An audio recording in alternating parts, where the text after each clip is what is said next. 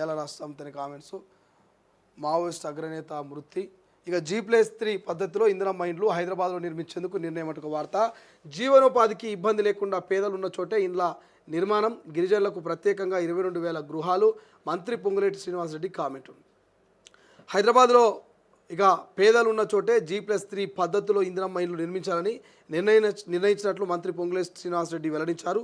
శుక్రవారం ఇందిరమ్మ ఇండ్ల నిర్మాణంపై నిర్వహించిన సమీక్షలో మంత్రి మాట్లాడారు. నగరానికి దూరంగా నిర్మిస్తే లబ్ధిదారులు ఆసక్తి చూపడం లేదని, తమ జీవనోపాధికి ఇబ్బంది కలుగుతుందన్న ఉద్దేశంతో వాటిని తీసుకోవడం లేదని తెలిపారు. అందుకే పేదలు ఉన్న చోటే ఇండ్లు నిర్మించాలని నిర్ణయం తీసుకున్నట్టుగా వివరించారు. వరంగల్, నిజామాబాద్, మహబూబ్ నగర్, నల్గొండ, కరీంనగర్ తదితర పట్టణాల్లోనూ G+3 విధానాన్ని అమలు చేసేలా కార్యాచరణ రూపొందిస్తున్నామంటూ తెలియజేశారు. ఇక నీటి వాటా కోసం ఎంతవరకైనా పోరాడతామని బనకచర్లకు సంబంధించిన ఒక వార్త రాశారు. బట్ ఏదేమైనా ఈ G+3 పద్ధతి గురించి మాట్లాడుకోవాలి.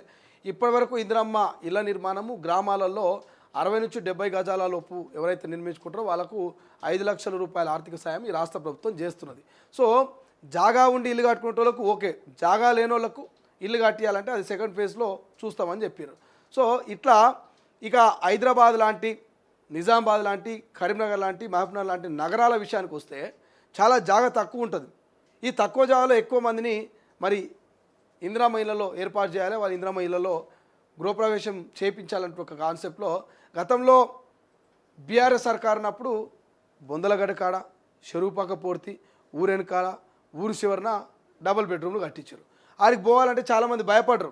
అవి గిన్నెళ్ళకి ఊళ్ళుండి ఇప్పుడు ఏదో అడవిలో బతికినట్టు ఈ బొందలగడ్డ పోటీ డబుల్ బెడ్రూమ్ లేని, ఈ ఊరవతలేంది, చెరువు గట్టు కాలేదని చాలామంది ఇష్టపడలే, చాలామంది క్వాలిటీ లేవని కొంత డబుల్ బెడ్రూమ్ల విషయంలో ఆసక్తి చూపించలే. అందుకే గత ప్రభుత్వం చేసినటువంటి ఆ యొక్క డబుల్ బెడ్రూమ్ల నిర్వాహకాన్ని దృష్టిలో పెట్టుకున్నటువంటి ఈ రాష్ట్ర ప్రభుత్వం, ఈ కాంగ్రెస్ ప్రభుత్వం ఇందిరమ్మ ఇళ్లకు సంబంధించి G+3 నిర్మాణాన్ని నగరం లోపలనే వాళ్ళనుకున్నటువంటి ప్లేస్లో, వాళ్ళకున్నటువంటి స్థలంలో నిర్మించేందుకు సిద్ధమవుతుందట. సో G+3 ఉంటే బాగుంటుందా అనేది మనం ఒక పోల్ కూడా పెట్టినాం. సో ఆ పోల్లో తెలంగాణ ప్రజలు ఏ నిర్ణయాన్ని చెప్తారో చూసే ప్రయత్నం చేద్దాం. బట్ ఏదేమైనప్పటికీ మాత్రం G+3 ఇందిరమ్మ ఇల్లు బాగుంటాయని అనుకుంటున్నారా? అవును కాదంటే చాలామంది అవును అంటున్నారు. G+3 నిర్మిస్తే బాగుంటుందని అంటున్నారు. ఎందుకంటే చాలామందికి ఉపాధి పనులకు పోయేటోళ్ళు ఉంటారు. 23% మంది తెలంగాణ ప్రజలు G+3 నిర్మాణం నగరంలో చేపడితే బాగుంటుందని చెప్తున్నారు. G+3 నిర్మాణం నగరంలో చేపడితే బాగుంటుందని చెప్తున్నారు. ఎందుకంటే మీ అందరికీ తెలుసు ఈ హైదరాబాద్ లాంటి మహానగరంలో చాలామంది అడ్డ మీద కూలీ పనికి పోతారు, రోజువారీ పనికి పోతూ ఉంటారు. ఇట్లా అనేక రకమైనటువంటి పనులకు పోయి వాళ్ళ జీవనాన్ని కొనసాగిస్తారు. కాబట్టి వాళ్ళకి ఎక్కడనో ఇప్పుడు హైదరాబాద్లో గచ్చిబౌలిలో కన్స్ట్రక్షన్ దగ్గర పనిచేసుకున్నటువంటి ఒక కూలీకి ఎల్బీ నగర్లో లేకపోతే మేడ్చల్లో అవతరిస్తే వాడు వచ్చిపోనికి ఇబ్బంది అవుతుంది. అదే గచ్చిబౌలిలో పనిచేసుకోవడానికి గచ్చిబౌలి నియర్ బై లొకేషన్లో ఎక్కడైతే జాగా ఉంటుందో అక్కడనే G+3 కనుక నిర్మాణం చేసి వాడిని కట్టడి ఒక ఇల్లు కనుక కట్టించి వాడిని అందులో ఉంచితే వాడు ప్రశాంతంగా వాడి భార్యా బిడ్డలతో అక్కడనే పనిచేసుకొని అక్కడనే బతకనికే ఛాన్స్ ఉంటుంది. గత ప్రభుత్వం చేసిన తప్పు ఇదే. ఏం చేసింది? మాదాపూర్లో ఉండేటువంటి వ్యక్తికి తీసుకుపోయి అక్కడెక్కడనో ఇల్లు ఇచ్చింది, ఎల్బీ నగర్ అవతల్లో లేకపోతే ఆ భువనగిరి దగ్గరనో ఇల్లు ఇచ్చింది. అట్లాంటి ఎట్లా పని చేసుకొని బతాడు?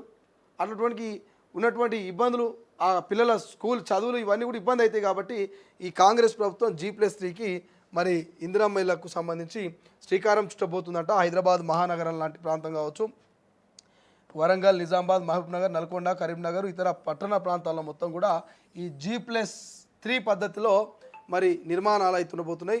గిరిజనులకు ఇక ప్రత్యేకంగా 22,000 గృహాలట మంత్రి పొంగులేటి శ్రీనివాసరెడ్డి కామెంట్ కనబడుతుంది. సో పట్టణ వాసులకైతే రాష్ట్ర ప్రభుత్వం శుభవార్త చెప్పిందని చెప్పవచ్చు.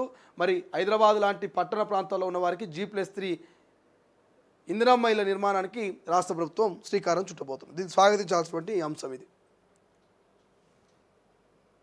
రైట్.